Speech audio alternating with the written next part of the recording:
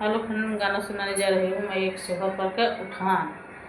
बाहर से ओ सासू आवई दुनो हथवा जोरत आवई हमके समझावत आवई हमके समझावत आवई हो बउआ उतर जा तू पलंगा से आवत बाटे ससुर तोहारो पलंगिया से तू उतर जा तू ना। सासू एक तो हम तो गोर हई दूसरे चटकोल हई दूसरे चटकोल हई तीसरे चंदा सूरज हई चौथे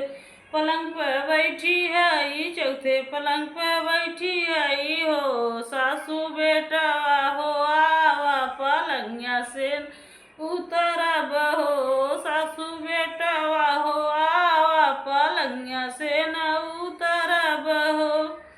बाहर से ओ जेठनिया आवई हमके समझावत आवई हमके समझावत आवई हो छोटी उतर जा तू पलंगा से आवत बाटे जेठवा तोहार हो पलंगिया से तू उतर जा तू ना।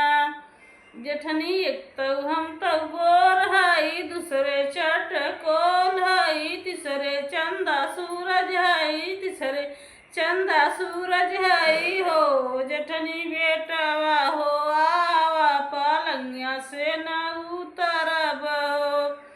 बाहर से ओ नंदिया आई दुनो हथवा जोरत आई हमके समझावत आई हमके समझावत आई हो भौजी उतर जा तू पलंगा से आवत बाटे नन दोइया तोहार हो पलंगिया से तू उतर जा तू ना। एक तो हम तो गोर बाटी दूसरे चटकोल बाटी तीसरे चंदा सूरज बाटी हो बहनी चौथे पल